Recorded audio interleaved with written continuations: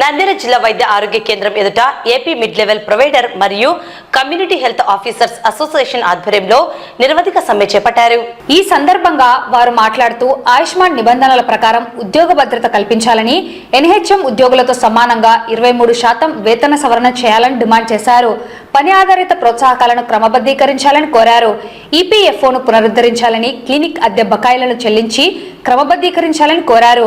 నిర్దిష్టమైన జాబ్ చార్టును అందించాలని అన్నారు.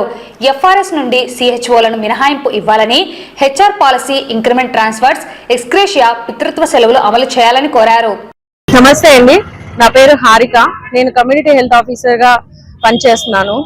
మేము ఒక ప్రభుత్వము గ్రాడ్యుయేట్ కంప్లీట్ చేసిన ఒక గ్రాడ్యుయేట్ అయితే రూరల్ లెవెల్లో మంచి సర్వీసెస్ ని అందించగలుగుతుంది, రూరల్ హెల్త్ డెవలప్మెంట్ జరుగుతుందనే ఉద్దేశంతో గవర్నమెంట్ మమ్మల్ని ఇక్కడ రిక్రూట్ చేయడం జరిగింది.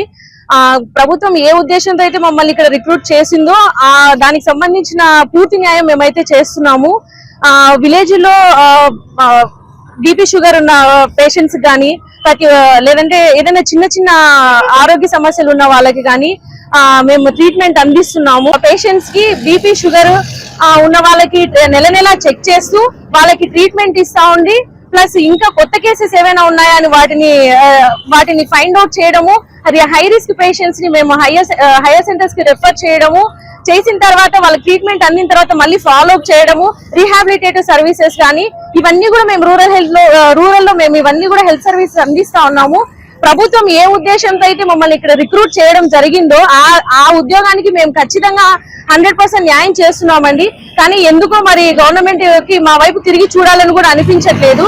10,000 మంది సిహెచ్ఓలు కూడా ఈ రోజు 25,000 జీతానికి పనిచేస్తున్నారు. హెల్త్ డిపార్ట్మెంట్ లో ఏ ఒక్క ఉద్యోగిని కూడా ఇంత శాలరీకి పనిచేస్తలేదండి. కానీ గవర్నమెంట్ చెప్పుకోవడం ఏమో మాకు 40,000 జీతం ఇస్తా ఉన్నారు, ఏ స్టేట్ లో లేనటువంటి అంత జీతం ఇస్తా ఉన్నారని స్టేట్మెంట్లు ఇస్తా ఉంది. కానీ ఏ ఒక్క సిహెచ్ఓ కూడా మేము 40,000 రూపాయల జీతం రిసీవ్ చేసుకోవడం లేదండి. 25,000 అయితే ఖచ్చితంగా రిసీవ్ చేసుకున్నాము. ఆ ఇన్సెంటివ్స్ ఎప్పుడు వస్తాయో తెలియదు. 15,000 ఇన్సెంటివ్స్ ఎప్పుడు వస్తాయి, దేనికి కట్ అవుతున్నాయి, ఎందుకు అనేది కూడా మాకు తెలియదు. ప్రతిసారి ఒక్కోదానికి ఒక్కొక్క లింక్ పెట్టి మాకు ఇన్సెంటివ్స్ కోత పెడతా ఉన్నారు. దయచేసి మేము ఆర్థికంగా చాలా ఇబ్బందులో ఉన్నాము. 6 సంవత్సరాల నుంచి 25,000 జీతానికి పనిచేస్తా ఉన్నాము. మా పిల్లలు అయితే గానీ, ఫ్యామిలీ అయితే గానీ మేము ఎలా ప్లాన్ చేసుకోవాలనేది మాకు తెలియడం లేదండి 25,000 జీతంతో. అలాగే 6 సంవత్సరాలు ఆయుష్మాన్ ఆరోగ్య మందిర్ గైడ్ లైన్స్ ప్రకారం 6 సంవత్సరాలు పూర్తయిన వాళ్ళని రెగ్యులర్ చేసుకోవాలని గైడ్ లైన్స్ ఉన్నాయి. కానీ ఆ గైడ్ లైన్స్ వాటిని ఖచ్చితంగా ఇంప్లిమెంట్ చేసి మమ్మల్ని రెగ్యులరైజ్ చేయాలి. 6 సంవత్సరాలు పూర్తి చేసుకున్న సిహెచ్ఓని రెగ్యులర్ చేసుకోవాలని ఇది మా ప్రథమ డిమాండ్. తర్వాత 23% హైక్ ఎన్హెచ్ఎం లో పనిచేసిన ప్రతి ఒక్క ఉద్యోగికి ఇంప్లిమెంట్ చేశారు, మరి మాకైతే ఇంప్లిమెంట్ చేయలేదు. మేము దాన్ని కూడా అడుగుతా ఉన్నామండి. తర్వాత ఎఫ్ఆర్ఎస్ గురించి వచ్చేసి మేము ఫీల్డ్ స్టాఫ్ ఉన్నాం కాబట్టి మేము హామ్లెట్ విలేజెస్ కి వెళ్ళి అక్కడ వర్క్ చేయాల్సి ఉంటది. ఎఫ్ఆర్ఎస్ నుంచి మాకు మినహాయింపు ఇవ్వాలని గవర్నమెంట్ ని రిక్వెస్ట్ చేస్తా ఉన్నాము. తర్వాత మేము మాకు నిర్దిష్టమైన జాబ్ చార్ట్ లేకపోవడం వలన సిస్టమ్ లో ఎక్కడ స్టాఫ్ డెఫిషియన్సీ ఉంటేనో, ఎక్కడ నీడ్ ఉంటేనో, ఏ పారామీటర్ లో ఉంటేనో దాంట్లో మమ్మల్ని బఫర్స్ లాగా యూజ్ చేస్తా అన్నారు. దయచేసి మాకు ఒక నిర్దిష్టమైన జాబ్ చార్ట్ ఇవ్వడం వలన మేము గవర్నమెంట్ మమ్మల్ని ఏ ఉద్దేశంతో మమ్మల్ని ఇక్కడ రిక్రూట్ చేసిందో దాన్ని మేము ఖచ్చితంగా ఫుల్ఫిల్ చేస్తాము. మేము దయచేసి ప్రభుత్వం గుర్తించాలండి. మేము ప్రభుత్వానికి వ్యతిరేకం కాదు, న్యాయమైన పోరాటం చేస్తా ఉన్నాము.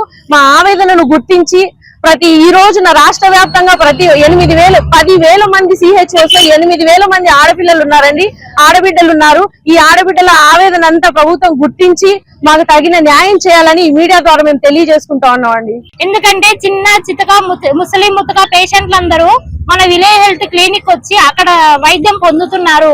బీపీ షుగర్ పేషెంట్లు అయితేనే వాళ్ళంతా వైద్యం పొందుతున్నారు సార్. కాకపోతే ఇక్కడ గమనించాల్సింది మేము న్యాయమైన డిమాండ్లనే మేము కోరుతున్నాము. మాకి ఎక్కడ చూసినా గానీ 40,000 జీతం ఇస్తున్నాం సిహెచ్ఓలకి అని మీరు చెప్తున్నారు. కానీ ఎక్కడ మనం 40,000 అయితే పొందడం లేదు సార్. 25,000 జీతం వస్తుంది. ఇన్సెంటివ్ ఇవ్వాలా లేదా అన్నట్టు ఒక 10,000, 7,500 మాకు ఇస్తున్నారు మీరు పారామీటర్స్ అనేది పెట్టి. అలాగే మాకు నిర్దిష్టమైన జాబ్ చార్ట్ అనేది లేదండి. ఎక్కడ పిహెచ్ లో అయినా గానీ, వేరే చోట అయినా గానీ, నెక్స్ట్ ఫెస్టివల్ డ్యూటీస్ అయినా గానీ బఫర్ లాగా మా సిహెచ్ఓలని వాడుకుంటున్నారు. డ్యూటీలకు మాత్రమే మేము గుర్తు వస్తామా సార్ ప్రభుత్వంకి? వీలైన విషయాల్లో మా న్యాయమైన డిమాండ్లు తీర్చే విషయంలో ఎక్కడ మేము గుర్తు రావడం లేదు. కానీ డ్యూటీల విషయంలో ఏదైనా అవసరం ఉందంటే అక్కడ CH1 పంపిస్తున్నారు. అలాగే మాకి న్యాయమైన డిమాండ్లు కూడా మీరు అదే విధంగా మమ్మల్ని గుర్తుంచుకొని మాకు నెరవేర్చవలసిందిగా ప్రభుత్వాన్ని కోరుతున్నాం సార్.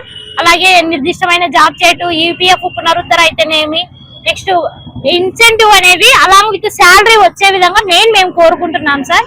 దయచేసి గుర్తించండి, మా బాధను అర్థం చేసుకోండి, మా ఆవేదనని అర్థం చేసుకోండి సార్. 14 రకాల డయాగ్నోస్టిక్స్ టెస్టులు చేస్తున్నాము, FDP సర్వీసెస్ అందిస్తున్నాము. 105 రకాల సబ్ సెంటర్ లెవెల్లో 105 రకాల మందులు అనేది అవైలబుల్ ఉన్నాయి.